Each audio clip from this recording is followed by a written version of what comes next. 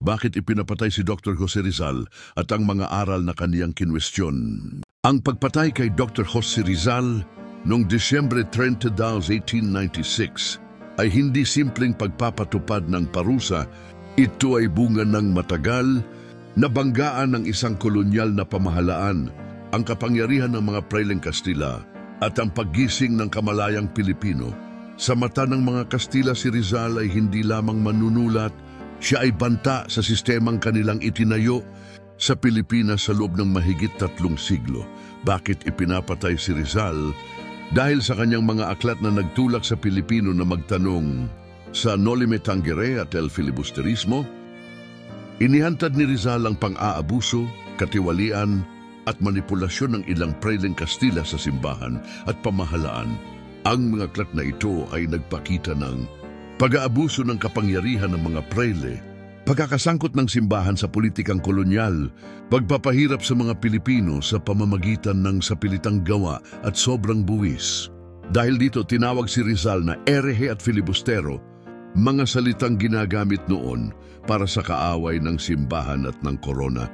Dahil itinuring siyang utak ng paghihimagsik, bagaman hindi siya kasapi ng katipunan, inakusahan siya ng Espanya na pinagsulong ang revolusyon. Ang kaniyang mga sulatin ang nagbigay liwanag sa diwa ng kalayaan, kaya ipinako sa kanya ang sisi sa pagsiklab ng himagsikang 1896.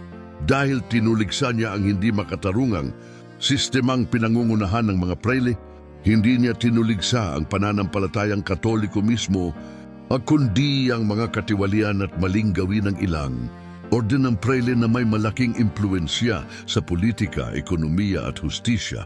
Dahil sa takot ng kolonyal na pamahalaan sa impluensya ng kanyang mga ideya para sa Espanya, mas mapanganib ang isang intelektual na nagbubukas ng isip ng mga tao kaysa isang mandirigma. Ito yung mga aral o katuruan ng simbahang Katoliko. Meet the set a sin. Noong panahon ng Espanya na kinwestiyon ni Rizal, kinontra ang pananampalataya at ang tradisyon at katuruang itinuro ng ilang Praile na. Ayon kay Rizal ay wala sa Biblia paggamit ng relihiyon bilang sandata ng kapangyarihan. Sa kaniyang mga aklat ipinakita niya ang maling aral ng ilang Praile na masunurin sa pari ng higit kaysa sa Diyos at ang pananampalatayang nakaayon sa takot, hindi sa pag-ibig. Sa Biblia, ang Diyos ay pag-ibig. Hindi sinabi na ang tao ay dapat pasunurin sa takot upang manatiling tapat sa Diyos.